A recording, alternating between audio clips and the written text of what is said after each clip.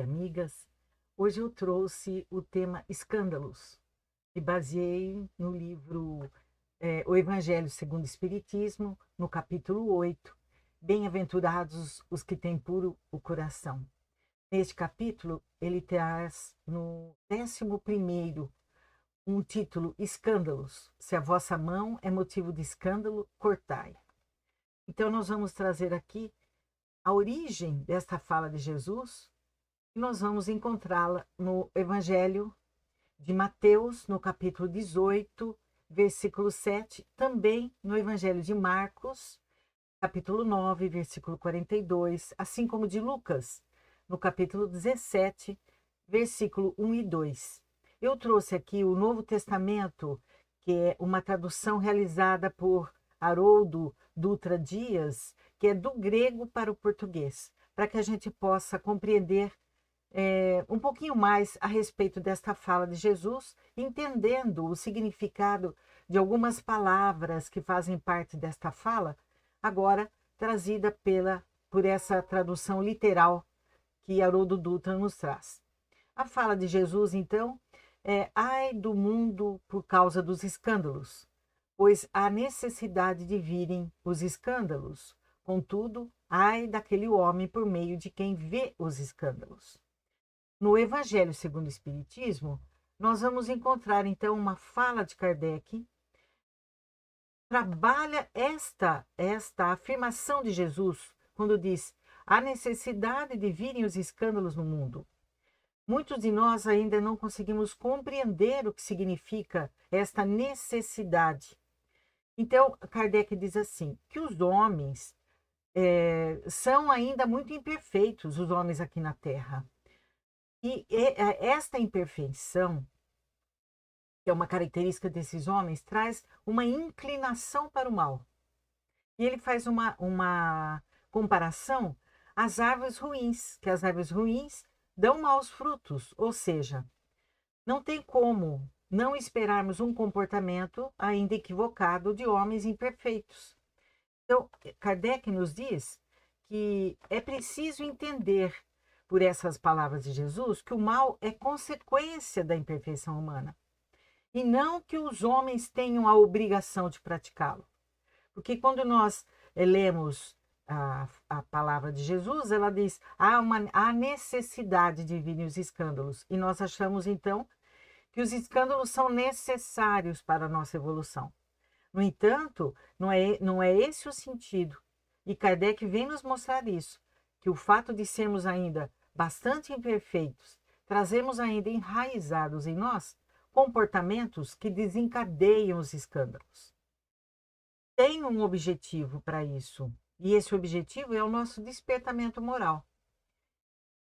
E continuando então no Evangelho de Mateus, agora no capítulo 18 e versículo 8, ele continua dizendo que Jesus disse: assim, se a tua mão ou teu pé te escandaliza, corta-o e lança de ti. É melhor para ti entrar na vida mutilado ou coxo do que tendo 2 mãos ou 2 pés e ser lançado no fogo eterno. Observe, meus amigos, que eu coloquei algumas palavras em vermelho, com o objetivo de trazer agora esta tradução do Novo Testamento para estas palavras. Então, escândalo, como está no Evangelho, segundo Haroldo Dutra, significa, na verdade, literalmente, escandalizar significa fazer tropeçar, fazer vacilar, fazer errar. Então, se a tua mão, ou teu pé, ou teu olho, ou a tua língua te escandaliza, ou seja, te faça tropeçar, te faça errar, corta e lança longe de ti. É melhor para ti entrar na vida mutilado, ou seja, disforme, aleijado, do que tendo as 2 mãos ou os 2 pés e ser lançado no fogo eterno. E a palavra fogo eterno aqui também tem um significado diferente. É o significado de duração indeterminada, sem fim.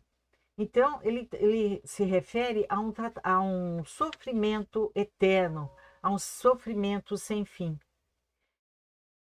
Ainda no Mateus, capítulo 18 e versículo 9, tem uma continuidade desta fala de Jesus, em que ele diz: e se o seu olho te escandaliza, arranca-o e lança-o de ti.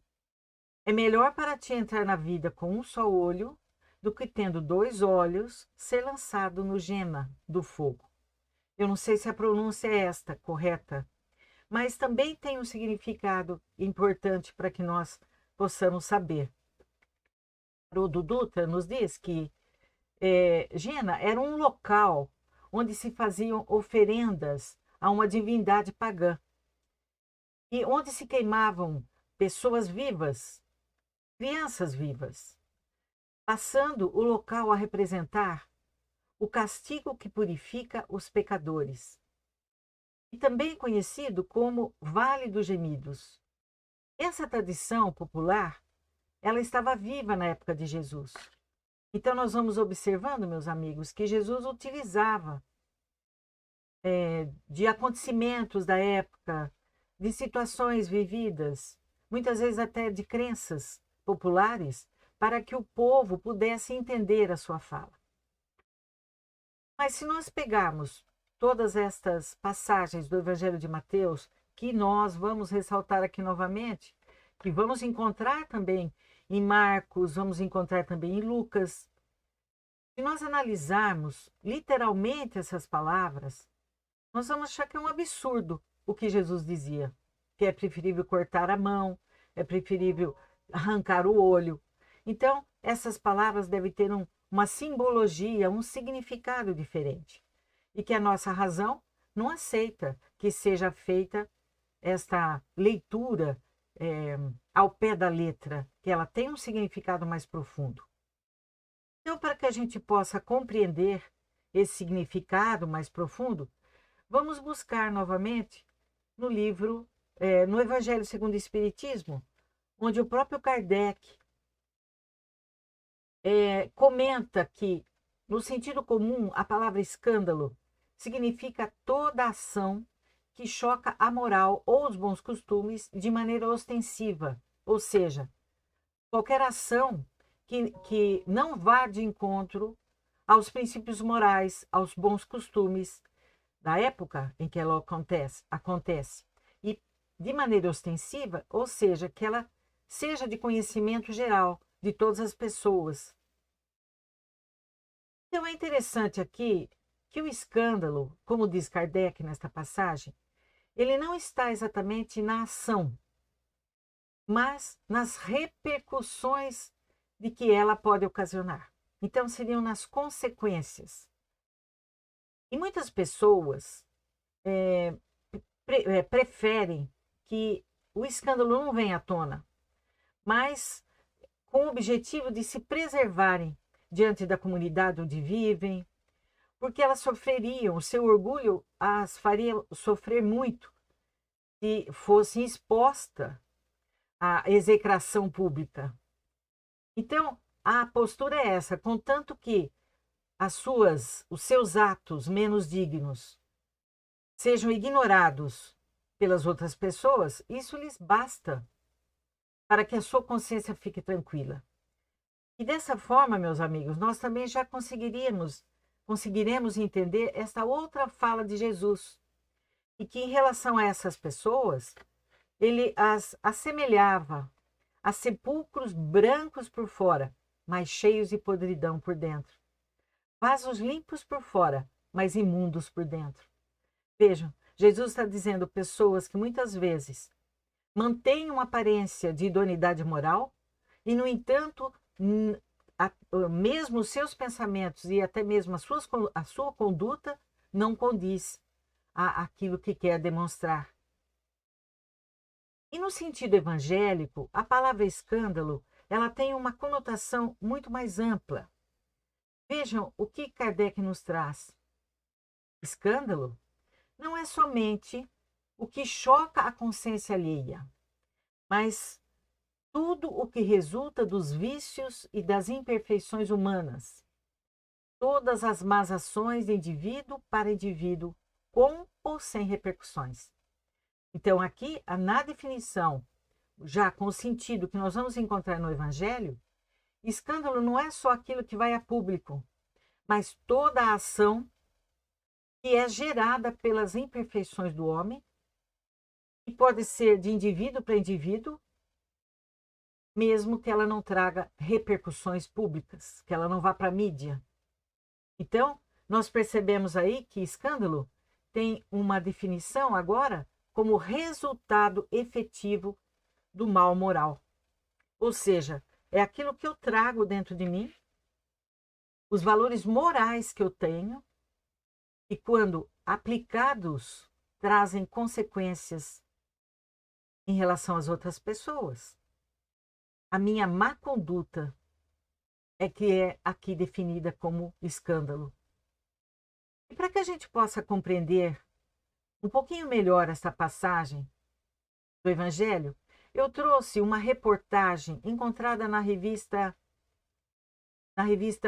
Visão Espírita. Ela é de 2001. E ela traz uma reportagem muito interessante que nos fará seguir uma linha de raciocínio para que a gente compreenda um pouquinho mais esta fala de Jesus. O que nós temos ao nosso redor é a natureza. E a natureza nos foi dada para exemplificar tudo aquilo que é favorável ao nosso desenvolvimento. Nós temos parâmetros ao nosso redor de uma boa conduta, de um bom comportamento. É que nós ainda não temos esses olhos de ver, como Jesus dizia. Eu vou convidá-los a seguir comigo esta linha de raciocínio que nos é oferecida por esta reportagem, cujo título é Recursos da Natureza para o Desenvolvimento Espiritual dos Seres.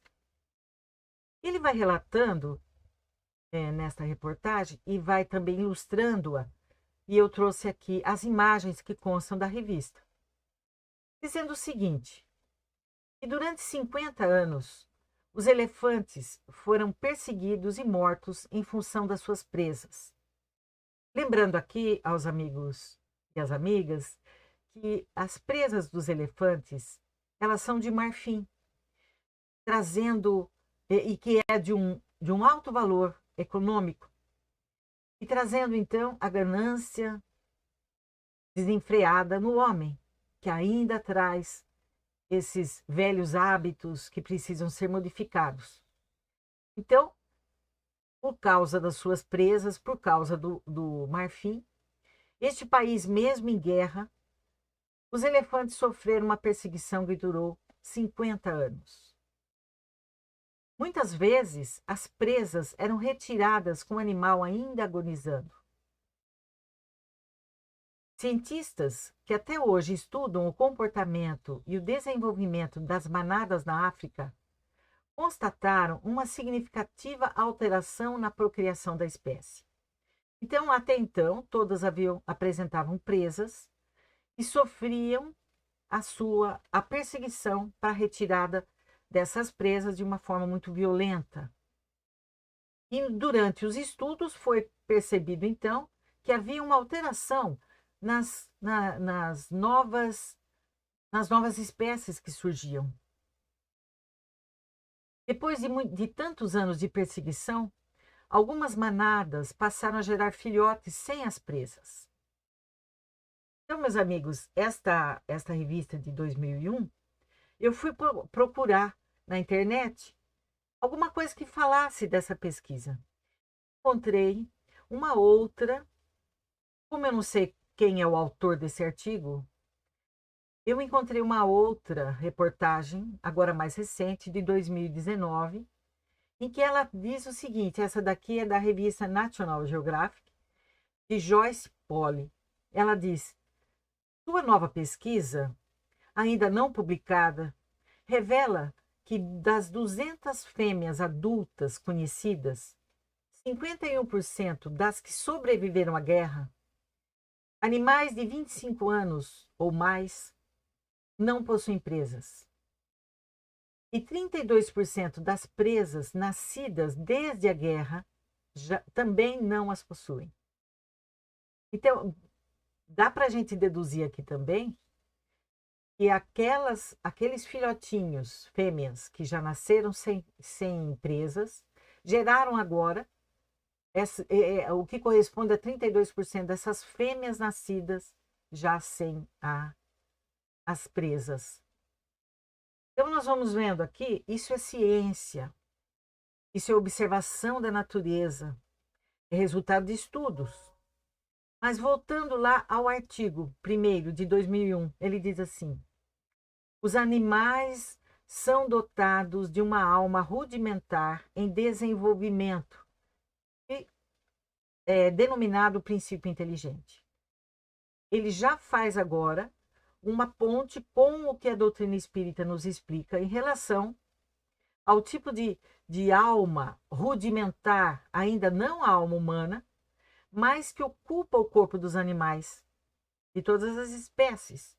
É o princípio inteligente dando os primeiros passos na aprendizagem. Continua dizendo: o princípio inteligente de cada elefante dessas manadas, a cada experiência vivida na espécie. Observe, meus amigos, aqui essa foto. Os elefantes ainda com presas, em contato com as carcaças dos seus iguais, né, da sua mesma espécie, agora que foram sacrificados. Ele ainda nos diz: durante esta experiência, ele foi registrando ao longo dos 50 anos da perseguição e da violência sofrida em função de suas presas. O princípio inteligente foi registrando, foi acumulando essa experiência. Esses registros traumáticos acabaram provocando uma reação instintiva de autodefesa. Aqui não se inclui o raciocínio, a inteligência. Ele está dizendo, houve uma reação instintiva, bloqueando o desenvolvimento do marfim, da qual se constituíam suas presas. Então, nós vamos buscar lá no Livro dos Espíritos, na questão 729, onde você está convidado a buscar para saber um pouquinho mais sobre o princípio inteligente, que não é o objetivo da nossa fala agora, e que Kardec afirma que os espíritos asseveram toda destruição antecipada obsta, ou seja, interrompe, impede o desenvolvimento do princípio inteligente. Por isso foi que Deus fez que cada ser experimentasse a necessidade de viver e de se reproduzir. Fica novamente evidenciada a elaboração progressiva do princípio inteligente. Então, cada reencarnação vivida pelo princípio inteligente vai acumulando experiências. Observe, meus amigos, o que nos diz ainda a lição no Evangelho segundo o Espiritismo, quando se refere a esta fala de Jesus. Nós não vamos entendê-la se nós não tivermos em nossas mãos o que a doutrina espírita nos traz. Kardec nos diz: muitas coisas, entretanto, não podem ser compreendidas sem a chave para as decifrar que o Espiritismo faculta. Ou seja, o que o Espiritismo nos fala sobre a necessidade, ou melhor, que nos permite compreender esta fala de Jesus. Se a sua mão é motivo de escândalo, cortai-a. E nós poderíamos estender aí, referindo-nos também à fala de Jesus, os seus pés, os seus olhos. Então, o que nós fazemos com esses recursos que nos são oferecidos pela misericórdia de Deus, que são o nosso corpo físico, os nossos órgãos de sentido? O que nos traz em termos de progresso? E o que nos traz em termos de escândalo? Ou seja, de armadilhas que nós mesmos ainda, utilizando desses recursos, mas exteriorizando aquilo que trazemos em nós ainda de mazelas morais, de dificuldades, de velhos hábitos que já se transformaram em vícios. Então, Kardec nos lembra que este enigma é decifrável pela reencarnação. E aí, meus amigos, ele nos diz que esta fala de Jesus é uma metáfora, é uma imagem muito enérgica, é uma ordem muito enérgica, e que tem como significado que é preciso destruirmos em nós todas as causas de escândalo, ou seja, do mal. Necessário arrancar do coração todo sentimento impuro, toda tendência viciosa. Quer dizer ainda, meus amigos, que é preferível o homem ter a mão cortada do que ser ela instrumento de uma má ação. Isso também nos traz uma reflexão, e quando nós assumimos atitudes que não vão de encontro à moral evangélica que o Evangelho nos traz, nós queremos direcionar, terceirizar a nossa responsabilidade. Como sempre, nós buscamos culpados. Então, quantas vezes nós utilizamos a frase de que a carne é fraca? Quando nós, então, neste momento, estamos nos ausentando da responsabilidade, porque eu, como espírito, é que comando o meu corpo físico. Eu, como espírito, que comando a minha mão, comando os meus olhos, comando a minha fala. Então, nesta fala de Jesus, é uma imagem extremamente enérgica. Então, nós estamos aí vivenciando, está na mídia, em todos os meios de comunicação, quantas atitudes corrompidas do homem. Não é a mão especificamente que faz a transferência dos valores alheios, e sim o espírito que a comanda. Quantos desvios de verbas diante de uma pandemia com o objetivo de sanar dores, evitar mortes. E nós estamos vendo a mídia recheada de atos equivocados. Vamos responsabilizar as mãos? Ou é o espírito que se permite exteriorizar através das atitudes? Seja ela não mais nesse sentido de surrupiar a carteira, mas tomar atitudes em que aquilo que deveria ser utilizado para o bem é utilizado no proveito próprio. Observe, meus amigos, quando ele se refere aos pés, onde os nossos pés nos levam? Qual é a construção que fazemos ao caminhar? Assim também em relação aos nossos olhos, não só em relação à inveja que corrompe, mas como utilizamos esse recurso? O que nós enxergamos e o que nós transmitimos gera o equilíbrio, a paz? Voltando então, meus amigos, a reportagem, nós temos ainda que ele continua dizendo, fazendo agora uma ponte entre o princípio inteligente que ocupa o corpo dos animais e o homem, o espírito humano, que se desenvolve no corpo físico de um homem. Da mesma forma que o princípio inteligente dos elefantes suprimiu o desenvolvimento das presas, a fim de preservar a espécie da perseguição implacável dos homens, muitos espíritos que em determinada vida usaram maus olhos ou qualquer outro recurso inerente à sua natureza física, aí entra os pés, as mãos, o cérebro, não é?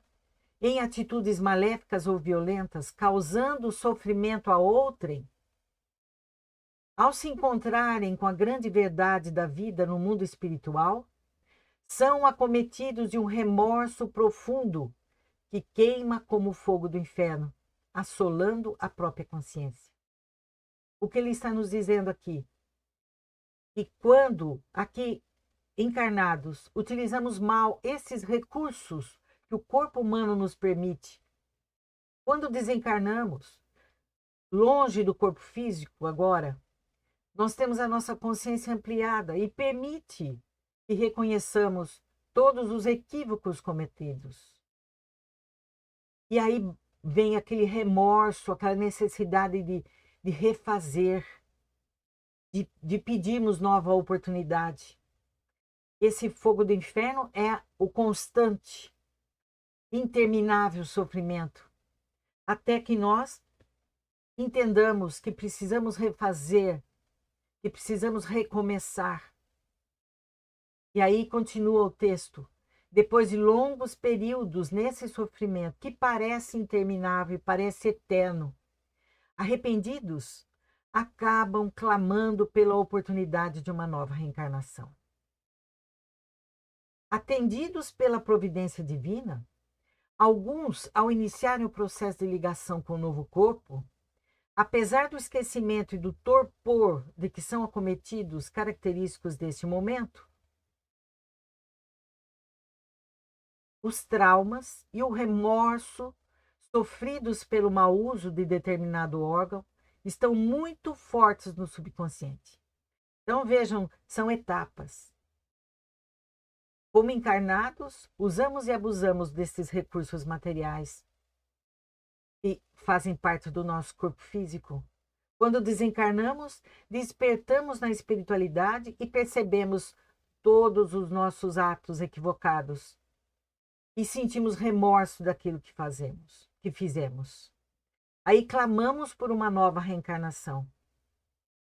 Quando nos é atendido o pedido, no momento em que vamos reencarnar, que vai começar o processo de reencarnação, apesar de estarmos passando por um processo de miniaturização como espíritos para nos ligarmos ao corpinho físico em formação, e de estarmos entrando no estado de torpor e esquecimento, fica muito forte registrado em nós os traumas e os remorsos, e o remorso sofrido pelo mau uso de determinado órgão. Fica ali latente no espírito. E ele ainda diz no subconsciente do espírito. Em função disso, instintivamente, a fim de se preservarem, de reincidirem nos mesmos erros, acabam inibindo o desenvolvimento do órgão que lhes foi motivo de escândalo. Veja aqui que o escândalo tem um significado muito grande, muito apropriado quando traduzimos do grego para o português, que significa armadilha. Ou seja, para que eu não caia no mesmo erro, para que eu não tenha mais o objeto que serviu de armadilha para que eu caísse novamente, para que eu não caia novamente nos mesmos erros que eu cometi, eu vou inibir o desenvolvimento. Então, se eu utilizei das minhas mãos para o roubo, eu vou inibir o desenvolvimento da minha mão. Se eu usei da minha inteligência para criar falsas notícias, para impedir o progresso, e com isso eu provoquei inúmeras mortes, sofrimento, miséria, eu sei que eu agi desta forma. Então eu vou inibir o desenvolvimento normal desse cérebro em formação. E assim vai. Então ele nos diz, é assim que nascem cegos, coxos e com as mãos mirradas.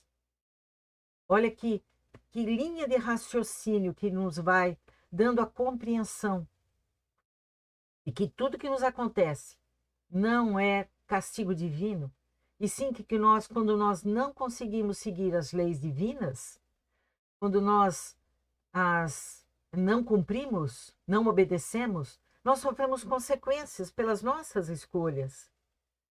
Voltando então ao artigo, a reportagem, ele diz assim: no caso dos elefantes, o princípio inteligente usou de um recurso da natureza para a preservação da vida e da espécie, que lhe serve de valioso estágio evolutivo. Mas, no caso dos espíritos humanos, os recursos da natureza são usados para a preservação moral. Porque aqui Diferente do princípio inteligente, nós já adquirimos o livre-arbítrio, a vontade própria. Nós temos o discernimento da razão. Nós temos o pensamento contínuo, que é diferente dos animais. Vejam, aqui nós utilizamos da nossa razão. E para que nós possamos nos preservar moralmente, ou seja, para que não voltemos a cair, nós então utilizamos desse recurso para suprimir a parte do corpo em que nós nos deixamos ludibriar. Quando não é esse o objetivo, mas esta é a explicação. E finalizando, então, a reportagem, ele nos diz: Jesus, há mais de 2000 anos, falou sobre as questões humanas, abordando tudo o que o homem veio a conhecer e sobre tudo o que ainda vai descobrir. Por isso, ele afirmou que as suas palavras jamais passarão. Então, meus amigos, os ensinamentos de Jesus são atemporais. Não existe época, não está fora de moda, fora do tempo. E que nós, sim, é que vamos pouco a pouco compreendendo a fala que consta nos evangelhos. A fala de Jesus que está lá no evangelho. Jesus não deixou nada escrito. Os seus apóstolos e aqueles que conviveram com Jesus, posteriormente, depois de muito tempo, alguns anos que se passaram, é que foi registrado de forma escrita os ensinamentos de Jesus. Mas ele está dizendo que Jesus falou sobre todas as questões que se referem ao ser humano. Nós é que vamos aos poucos entendendo esta fala. E o artigo continua dizendo: quando os homens se derem ao trabalho de estudar as palavras de Jesus sob a luz do Espiritismo, acabarão descobrindo a si mesmos e se harmonizando com a natureza, com a sua natureza mais profunda. Então, meus amigos, nós poderíamos pensar assim: por que a luz do Espiritismo? Porque o Espiritismo é o consolador prometido por Jesus. É a continuação do trabalho de Jesus. É o esclarecimento de suas revelações.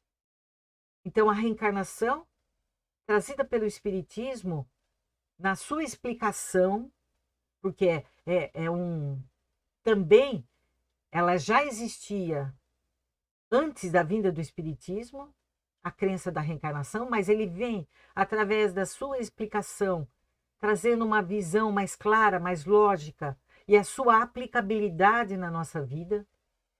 Através desses esclarecimentos que foram elaborados pelos espíritos superiores, sob o comando do Espírito de Verdade, é que nós passamos então a compreender Jesus e entender Jesus na sua grandeza, através dos seus ensinamentos. Através dos ensinamentos de Jesus, meus amigos, sobre a visão espírita, sobre a ótica espírita, é preciso que nós absorvamos a sua essência. Porque quando absorvemos a essência do ensinamento, nós vamos desenvolvendo em nós uma consciência espírita. Não no sentido de uma consciência de quem é espírita, mas uma consciência de quem é o espírito reencarnado nesse momento, mas um espírito imortal. E nós passamos a viver em coerência com o conhecimento que nós adquirimos. Então, meus amigos, ele continua dizendo assim: absorvida esta consciência, a própria vida falará conosco à semelhança do fato dos elefantes, confirmando a cada acontecimento à nossa volta as verdades com que o conhecimento espírita enriqueceu a nossa vida. Então nós vamos compreendendo cada consequência dos nossos atos como uma fala da vida para nós. E que nós vamos tentando, então, perceber-nos e aplicando o conhecimento da doutrina espírita, ou melhor, aplicando o conhecimento dos ensinamentos de Jesus, nós vamos enriquecendo a nossa vida. E nesse estágio de compreensão, nós deixamos de ser empurrados pelas circunstâncias e passamos a direcionar e administrar nossa existência com sabedoria. Eu deixo aqui com vocês esta imagem que representa a nossa estrada.